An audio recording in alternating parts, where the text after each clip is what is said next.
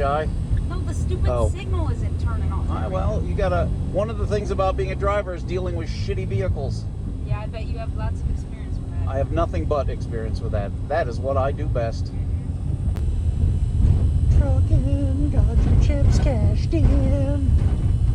Say it with me, Iris. Fantastic. Fantastic. All right, boys and girls. This week's video is going to be a little bit substandard because of all the noise from the heater, which runs constantly.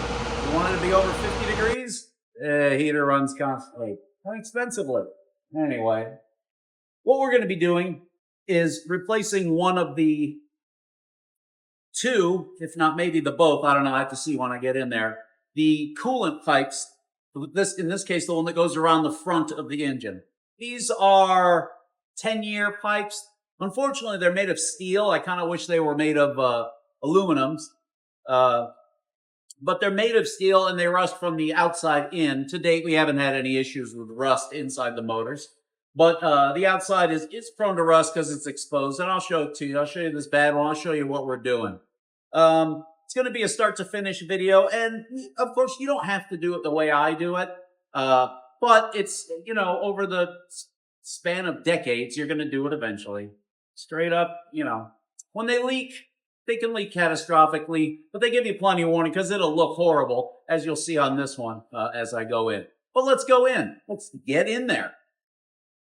It just so happens that I happen to have a complete pull-out engine assembly. This is for another van. But I happen to have pulled this engine with the pipes in question already are still attached. What we're going for is this. This pipe carries water directly from the water pump? Yes, directly from the water pump across the front of the engine into this little split. This goes up to your one of your, I suppose it'd be the input of your heater core. This one goes directly from the cooler. I don't know what the flow path is. Who cares? It is what it is.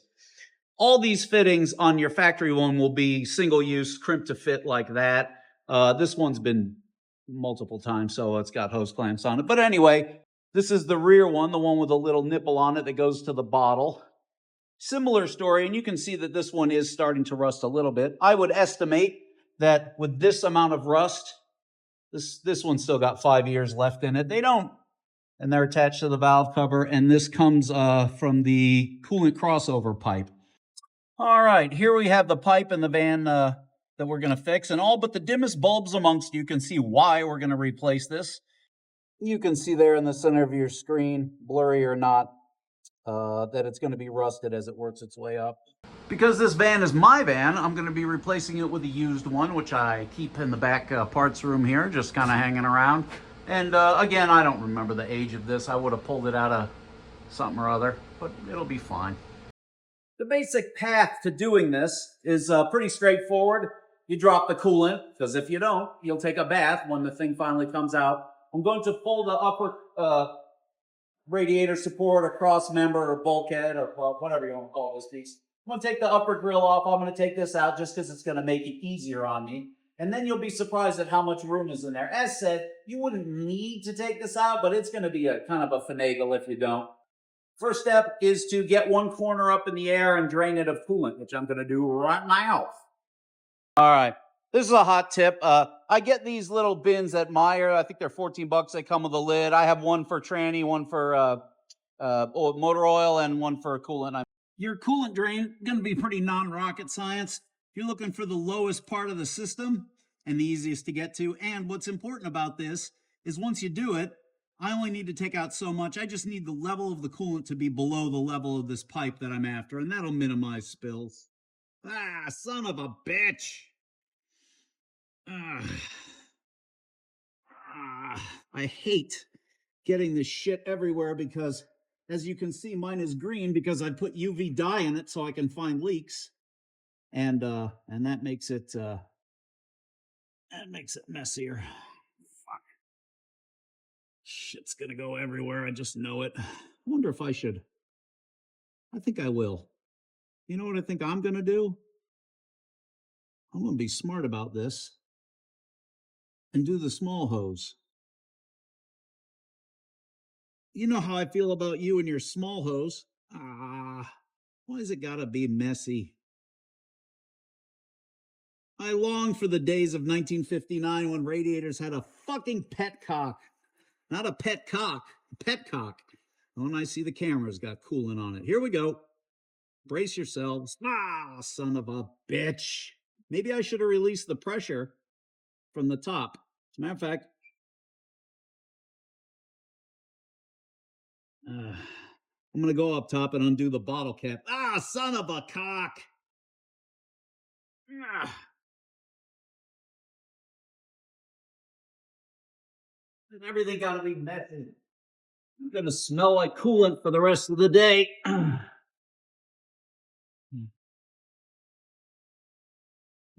The camera's probably all blurry anyway. Ah, son of a bitch.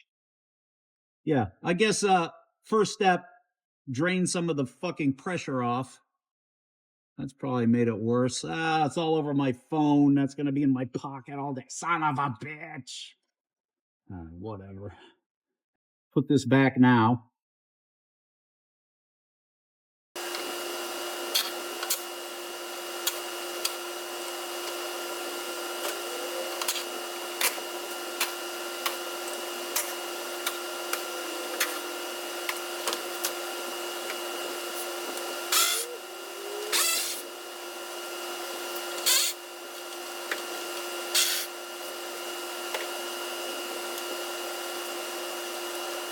I'm going to pull the bottle out of the way because the coolant has been drained out of it. It won't make a mess. The goal is to take this piece and kind of set it off to the side, and then we'll have very good access to this whole pipe, and we won't have to fight.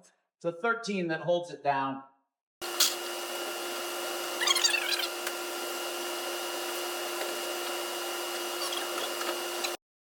There's also the hood latch and hood latch cable, but because I'm not taking this off, I don't have to fuck with this thing.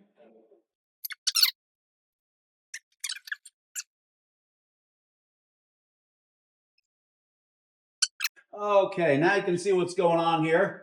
I'm gonna take this piece off just for the hell of it. All these are 8s, by the way, in case you keep a track at home. Put that there where I'm sure to lose it. As you can see, the pipe is quite rusty. As you can see, there's a ton of jobs. How long did that take me? 2 minutes? There's a ton of jobs that are made easier by taking that header piece off. The fan module, the radiator, the AC condenser. If you're doing the rocker arm job, it can be helpful. I mean, it's not required, but it can be helpful. All kinds of stuff made much, much easier in this, which I would call service position. Ooh, wait, let's have a visual. Service position. Anyway, I am having to work with my damn feet inside the inner grill piece, only because I'm too lazy to roll around on the ground and take those 2 bolts out. I suffer for you. You know, what can I tell you? Let's take a look while we're here. I mean, this is riveting entertainment, let's face it. But you can see that pipe, all the steel portions of it that then become unpainted when the shit flakes off. And it's going to come around here. It's going to be one here. There's one Allen bolt that holds it to a bracket, and the second one is here. So this is pretty easy to get out. There are 2 10-millimeter nuts that hold it to these little brackets that also hold the upper intake. I actually am not a fan of these because they'll rot and whatever. But if these are missing, it won't make a damn bit of difference because it's held more or less there and it's held more or less there. Where's it going to go? Getting this hose off here is nothing special. It's all shitty and rusty. Check out this fancy tool made for exactly that purpose. It's a spreader. Also can be used for pap smears. I have a second one that looks even more like a speculum. Now this is going to be a little cold. All right. Well, we're just going back to the Stone Ages where we use that. All right, let's work on these 2 little fun bundles. I had a girlfriend once tell me, geez, Kip, it's like a penis, only smaller. It doesn't look very good either. Whatever. All right, now, like a child presenting you my art project. Ooh, that's all right. All right, now you're going to get to see me use a very fancy tool, which is this, which is designed to get those single-use or constant tension hose clamps off. But you can use a pair of pliers or a you can use whatever the hell you want. All right. Okay, I wouldn't want you to miss any of this hot hose action. I've been told my hose is hot by your mom. Ugh, these things. How convenient. Some coolant has arrived to lubricate me.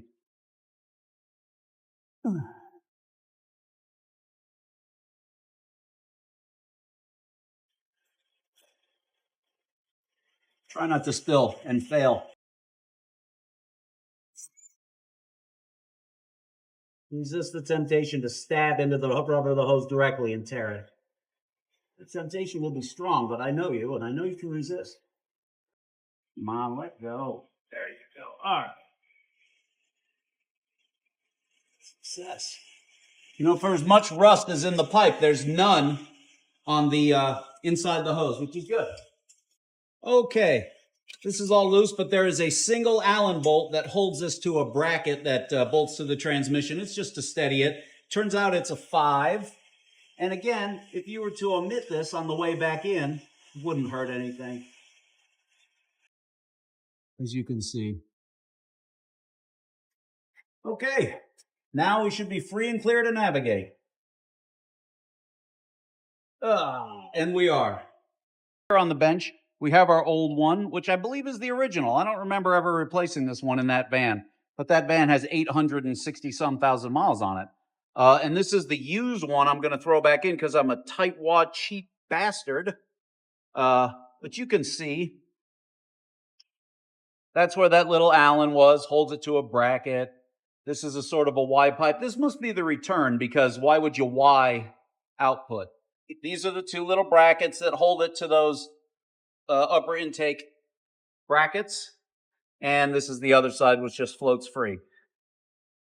As said earlier, it would be nice if these were made instead of in steel, in aluminum, and then this would never be a problem. But I understand. Okay, while we're here, it would be a good idea to look at the rear one as well, would it not? Yes, it would. So that is the rear hose, which goes around the rear of the engine and bolts to the valve cover. And I can tell that's been replaced at some point because it's black and rust-free. All right, and as mentioned, since we're here, I'm going to do the thermostat because, I don't know, because I feel like it, goddammit. All right, by the way, the reason you might want to upgrade to the Dorman aluminum thermostat and thermostat housing is because of that. That's how they fail. Not sure why, but the plastic is weak and the thermostat pokes through it, and of course it leaks there, and that's bad. Let's compare, shall we?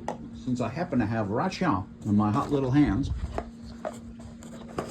The replacement, boom, 902. 3036 XD, bitches. That denotes Dorman's fanciness. Look how much more exciting this is. Aluminum, blah, blah, blah, comes with a gasket. Son of a cock.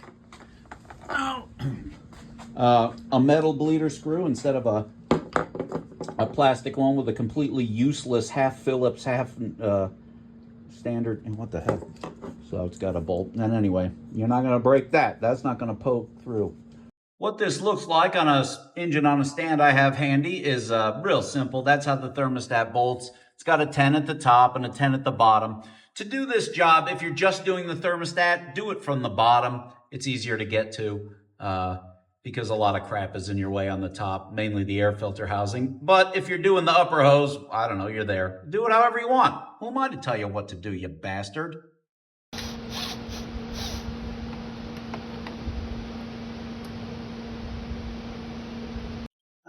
This was a lot easier on a Plymouth in 1961, but it's out, as you shall see here momentarily. God fucking damn it, right at the end. Oh, I hate that. Son of a bitch. Ah, Jesus fuck. There she is. And there's the other bolt. Is what it is. So the last thing to know about, or the only other thing to know about the thermostat is because it uses this rubber crush seal, it's not super, it won't be, you won't have to worry about cleaning up the block face of it too much. Just wipe it off, make sure it's clean. But this rubber seal isn't going to leave a residue and isn't going to need razor bladed or any of that crap. New one on. You're never going to get a torque wrench in here, but who gives a damn? Just make them tight. Don't go ape shit. I don't know what the spec would be. 120 inch-pounds? I don't know. But all it's doing is compressing that rubber, and that rubber's not going to leak. So there you go. All right. Well, pretty easy. As you can tell, this one's been apart before, and which makes it easier to come across. If you were doing this and had never done it before, I don't know, you might have an hour in it, maybe less. And so we're going to change the pipe. We change the thermostat. I'm not going to show you the reinstallation because it's just the reverse. And if you're smart enough to handle this, you're smart enough to handle to put it back together. I would advise you to anti-seize what looks like you should anti-seize. You should also definitely anti-seize the T30s, the trim bolts that hold all the front fascia on. Those tend to rust, and they're also, they're T30s. So when you strip them, which sure is easy to do, then you're screwed. All right. This job has happened to many of my customers in the field, and once happened to me when I had a driver in the field and it had to get done. They will lift $1,000 off you to do this job. It obviously isn't that complicated, and it's one of the few things on the van you can do preemptively, which is nice. I enjoy laying of the hands, and now you do too. Sorry about the noise. See you next week, schmucks. She's a goddamn lovely van.